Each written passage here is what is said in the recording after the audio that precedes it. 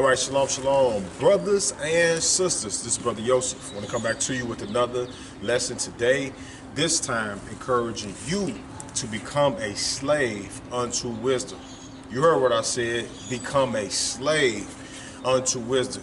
Now, before I get into today's message, if you're new to the channel, go ahead and click that subscribe button, click the bell button for notifications, share this video right here. Please do me a favor, push that like button so that this message can be able to reach more individuals as they are scrolling through YouTube. So I want to be able to share with you today on the importance of becoming a slave unto wisdom. All right. Now, some of us have been slaves to our lenders. All right. When we talk about Proverbs chapter 22:6. He said, "The rich ruleth over the poor, but the borrower is servant or slave unto the lenders." So you are a servant or a slave to someone already, whether you want to admit it or not. But I'm trying to encourage you today to voluntarily become a slave unto wisdom.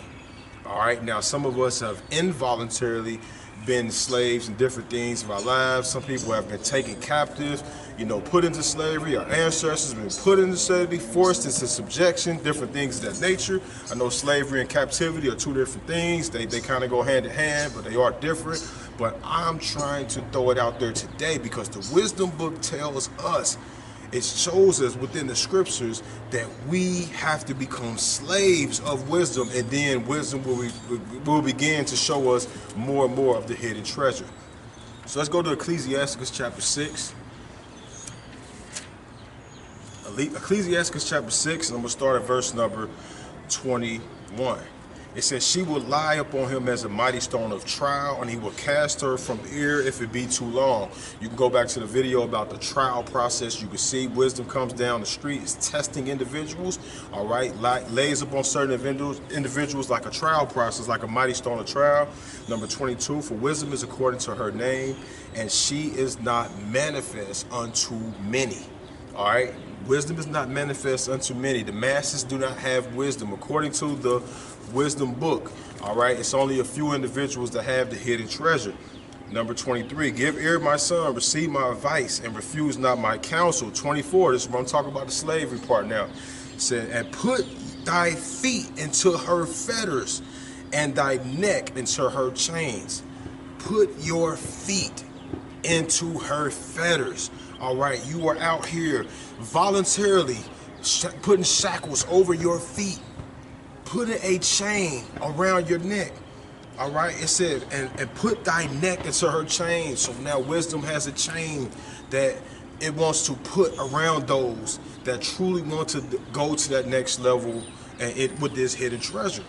All right, it says number 25, "Bow down thy shoulders and bear her." It said, bow down thy shoulders, all right, and bear her, and be not grieved with her bonds.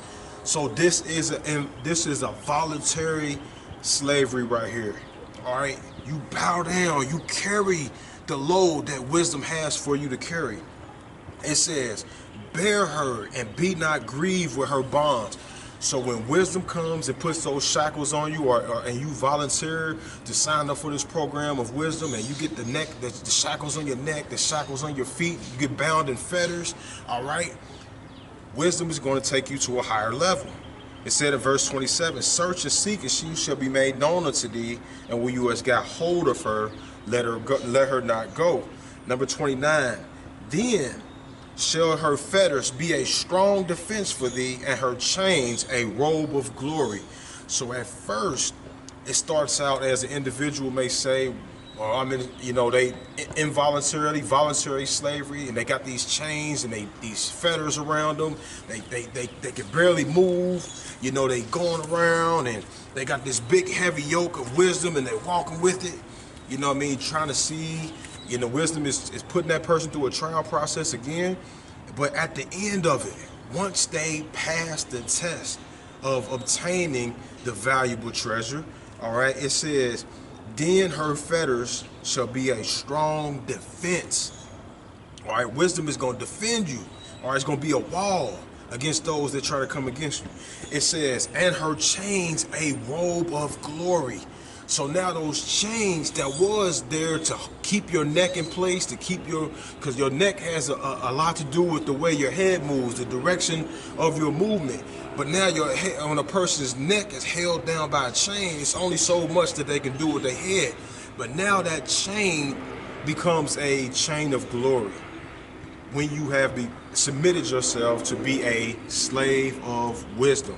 All right?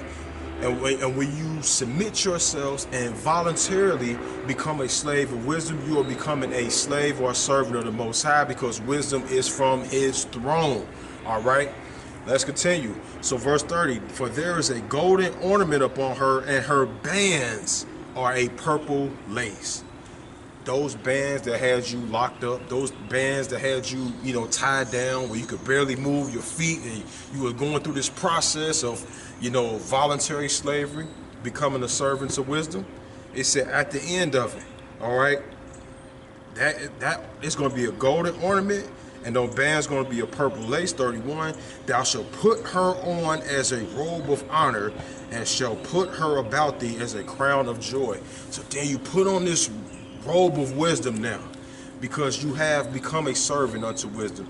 You have been an individual that have proven to take on the heavy burdens, the daily tasks that wisdom has. Because when individuals are under slavery, they have a taskmaster.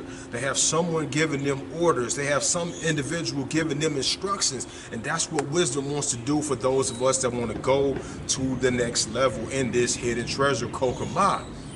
All right, Proverbs chapter 6. Are you willing to submit? All right, submitting unto the Most High, submitting unto his wisdom. You go to Wisdom of Solomon chapter 1, and I believe verse 5, it said wisdom, verse 5 or 6, wisdom is a loving spirit. Are you willing to submit to the spirit of wisdom? All right, Proverbs chapter 6, let me go there for a second. Proverbs chapter 6 and verse 1, all right, 7 and verse 1, let me go right there. It said, 7 and verse 1, my son, keep my words and lay my commands up with thee. Keep my commandments and live, and my law as the apple of your eye. Bind them upon your fingers. Bind them. Bind them upon your fingers. Write them upon the table of your heart. You see it right there in the scriptures. It says, bind these wisdom commandments in your hand. All right? Do them. These are part of your actions. These are thought of your everyday life. Write them upon the table of your heart. Proverbs chapter 6 and verse 20. It said, my son, keep the father's commandment and forsake not the law of thy mother. All right, the law of thy mother, the commandments of wisdom, the Torah of wisdom. 21, bind them continually upon thy heart and tie them around thy neck. You see that, tie them around thy neck again? Putting on this, chain of slavery to wisdom. Bind them upon thy neck. You are supposed to wear this around with you on a daily basis. All right, what starts out as something symbolic to a physical chain around an individual's neck, it will become a spiritual chain of glory and honor if an individual passes the test of wisdom. Proverbs chapter 3. Proverbs chapter 3 and verse number 1. My son, forget not my law, and let thy heart keep my commandments. This is what I also want to tell you all as well. I've did multiple videos that wisdom has commandments. You go to Proverbs chapter 1 and verse 8. We just went over Proverbs chapter 6 and verse 21. Ecclesiasticus chapter 1 verse 5. You see these scriptures that wisdom has commandments. This is the law of thy mother that a lot of us have cast to the side and said that it is not that important. All right. Proverbs chapter 3 and verse 2, for length of days and long life and peace shall they add to thee. Number 3, let not mercy and truth forsake thee. Bind them upon thy neck and write them upon the table of your heart. There it goes again, binding it upon your neck. That's what the master does to his slave. It puts that chain, it puts that yoke of iron around that individual's neck. All right, just like our ancestors, all right, had a yoke of iron upon their neck as they was going through cattle slavery.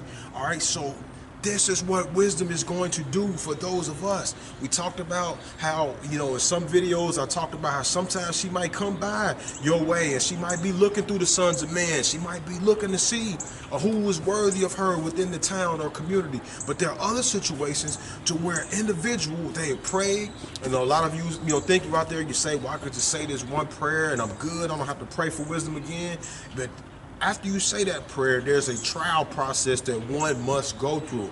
We talked about how she will lie upon the individual as a mighty stone of trial. That individual will cast her from him if it be too long. All right, and then there's a trial process that one must pass, and that going through that trial process is you voluntarily signing up to become a slave unto wisdom. All right. Bind them upon your neck. Bind these commandments, these wisdom commandments. All right, that individuals think that they're just practical sayings, they're practical knowledge, or they're just a bunch of feel-good quotes. No, I'm telling you, they are life. They are kai to those that apply them. All right, let's go to Psalms chapter 105. I want to go to an individual who was actually bound in physical chains and fetters. All right, Psalms chapter 105. In verse number 16, it said, moreover, he called for the famine upon the land. He brake the whole staff of the bread. Now, this is when you're going through Psalms chapter 105. Of course, this is not in the 4 main wisdom books that I normally promote and talk about all the time, but we can gain the wisdom from it, because here is some wisdom that I'm about to share with you from this book. All right, so it goes from the history. It starts going back from Abraham. It starts going back to Isaac and Jacob. It's talking about the forefathers of the Israelites. Then it continues to go down in verse number 16. Moreover, he called for a famine upon the land. So we know this is in the time of Pharaoh, all right, when a famine was coming upon the land. Moreover, he called for a famine upon the land, and he broke the whole staff of bread. He sent a man before them, even Joseph, who was sold for a servant. Joseph became a physical servant, all right? Whose feet, number 18, whose feet they hurt with fetters. He was laid in iron. So Joseph, we talked about that in the spiritual aspect on Ecclesiastes chapter 6, about having your feet in fetters, and having a chain of iron around your neck. Well, Joseph had a physical chain of iron around his neck, and his feet was in fetters. Let's continue. Verse number 19, until the time that his word came, the word of the Most High tried him. So Joseph had to go through a trial process. The word of the Most High tried him. While he had the fetters around his feet, he had the chain of iron around his neck. He was a physical slave of the Most High. All right. Number 20, the king sent and loosed him, even the ruler of the people, and let him go free. Number 21, and made him lord or master over his house and ruler over all his substance. Number 22, to bind his princes at his pleasure and to teach his senators wisdom. Joseph was teaching the senators of Pharaoh wisdom. He went through the trial process. He went through the iron. He went through the physical slavery, and he was becoming a servant of the Most High. He was becoming a servant of wisdom. So when Joseph gained the wisdom through all the experiences of being thrown in the pit, of being shipped off and sold by your own brothers, gaining wisdom from that situation, go down to Potiphar's house, it said he was a prosperous man. Even in there, Potiphar didn't have to look over anything that Joseph had his hands to. Then he gets lied on. It's wisdom that comes from that. Wisdom comes from being in the place of another man's house with his wife. All right, it's all kind of wisdom that he was gaining as he was growing and maturing, and the Most High was taking him to higher levels before he stood before Pharaoh. Then he got put into a place that he probably felt like the Most High forgot about him at. He was over the prisoners in there, and even at that point, it said he was a prosperous man. In prison, he was a prosperous man. And then he was lifted up and raised up. And according to Psalms chapter 105, it said Joseph taught the senators of Pharaoh wisdom. So Joseph passed the trial process. All right, Joseph passed it. And I'm praying that you and I can do the same thing as well. Put those irons up on your neck. All right, submit unto wisdom tonight. Pray as you asking for wisdom. Submit to the process. Commit to the process. Become a voluntary slave of wisdom. All right, and you will have a crown of glory. You talking about these crowns that we're trying to get when this is all said and done? Well, you will have a crown of esteem upon your head, a chain of honor. You don't have to walk around with a gold herringbone around your neck, but wisdom will promote you. Wisdom will show individuals that she or it has been dealing with you. Become a slave, become a servant of wisdom. If you like this video right here, or any other previous videos up until this point, click that subscribe button, click the bell button for the notifications, share this video right here with as many individuals that need to know about this hidden treasure. Until the next time we meet again, I say shalom, shalom.